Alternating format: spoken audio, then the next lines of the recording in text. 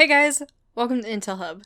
Today I'm going to take a couple minutes and talk about the new Rainbow Six game, Rainbow Six Quarantine. I'm really excited to talk about it a little bit and share the reasons why I think that Rainbow Six Quarantine is going to be an essential for learning how to play Siege. It's basically, in my mind, going to become a gateway drug to Siege. So yeah, let's talk about it.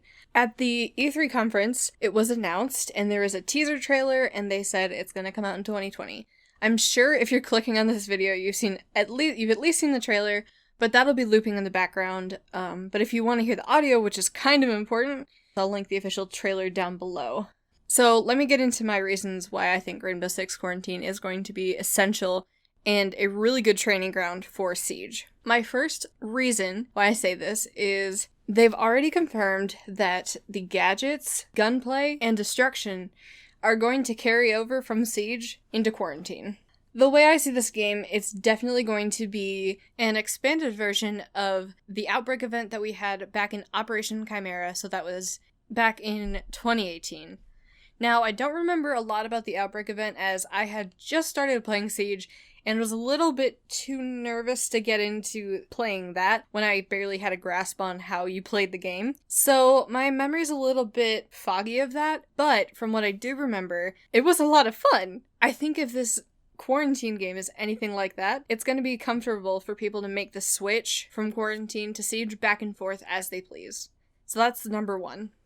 Number two is because there will be significantly less people involved in playing the game with you, it's a 3-person co-op, so there will be a lot less of a chance for massive toxicity. In general, you might be playing alone, maybe with AI if they include that, or you're going to be playing with 2 friends, hopefully friends, and you're going to want to complete the mission. It's not going to be all about being competitive, I think, so much as it is enjoying the story, playing the game, just doing the things in the game instead of absolutely mauling each other to death because, well, you want to get kills. I think it's going to be different. It's going to have a different feel, and there's going to be a different objective, and I think in that, and the smaller amount of people you'll be playing with, it's going to be a more welcoming experience. And then it'll be easy for you to make the switch over to Siege when you already know what's going on and you got to experience the feel of Siege without having to deal with the nasty people.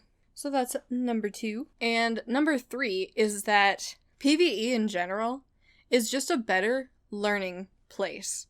You can train and learn better in a PvE environment because it lends itself a lot more to being able to teach you because, there might be tutorials, there might be little pop-ups that can come on the screen and show you, what you need to be doing, or you can always have training sessions and things that take you places, and I think it'll be a lot more intuitive and a lot more comfortable to learn the mechanics of the game in a PvE environment.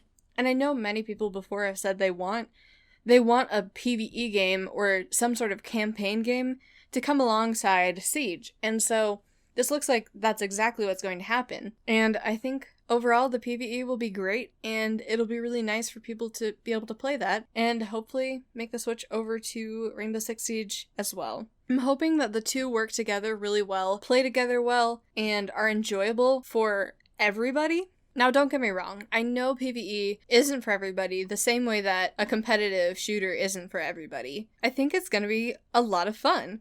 I'm really looking forward to seeing what it does, and I'm also super pumped because there's nothing I want to see more than the Siege universe expand. And I'm sorry for all the people who loved the Rainbow Six franchise for what it was. I didn't really know much about it because I'm new to Siege, I'm new to Rainbow Six, but I know that it's becoming less about what Rainbow Six is supposed to be and more about the Siege universe, and I'm personally excited for that, and I can't wait to see what happens in that because you could get a lot more games out of these amazing characters that they've spent so much time developing and creating, and I think it can go far. Imagine a game of just Nomad.